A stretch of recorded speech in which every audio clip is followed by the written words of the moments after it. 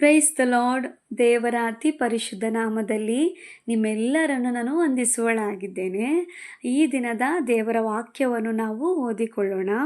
ಕೀರ್ತನೆಗಳು 37ನೇ ಅಧ್ಯಾಯ ಅದರ 5ನೇ ವಚನವನ್ನು ನಾವು ಓದಿಕೊಳ್ಳೋಣ. ನಿನ್ನ ಭೂಯಾತ್ರೆಯ ಚಿಂತೆಯನ್ನು ಯೆಹೋವನಿಗೆ ವಹಿಸಿಬಿಟ್ಟು ಭರವಸದಿಂದಿರು, ಆತನೇ ಅದನ್ನು ಸಾಗಿಸುವನು. ಹೌದು ಪ್ರಿಯ ದೇವಜನರೇ, ಈ ಭೂಯಾತ್ರೆಯ ಈ ಜೀವಿತದಲ್ಲಿ ಯಾವ ವಿಷಯಗಳ ಕುರಿತಾಗಿ ನೀವು ಚಿಂತೆ ಉಳ್ಳವರಾಗಿದ್ದೀರಾ, ದುಃಖದಲ್ಲಿರುವವರಾಗಿದ್ದೀರಾ, ಭಾರ ಉಳ್ಳವರಾಗಿದ್ದೀರಾ ಈ ಸಮಯದಲ್ಲಿ?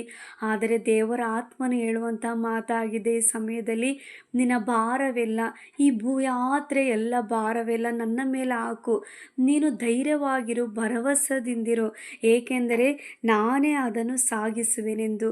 ಹೌದು ಪ್ರಿಯ ದೇವಜನರೇ, ಆತನು ಸಾಗಿಸುವ ದೇವನಾಗಿದ್ದಾನೆ ನಿಮ್ಮ ಸಂಗಡ ಇದ್ದು. ಆದ್ದರಿಂದ ಯಾವ ವಿಷಯಗಳ ಕುರಿತಾಗಿ ನೀವು ಚಿಂತೆ ಮಾಡದೆ ಈ ಸಮಯದಲ್ಲಿ ನೀವು ಧೈರ್ಯವಾಗಿರಿ. ನಿಮ್ಮ ಭೂಯಾತ್ರೆಯ ಎಲ್ಲ ವಿಷಯಗಳಲ್ಲಿಯೂ ದೇವರು ನಿಮ್ಮ ಸಂಗಡ ಇದ್ದು ನಡೆಸಲಿಕ್ಕೆ ಆತನು ಶಕ್ತನಾಗಿದ್ದಾನೆ.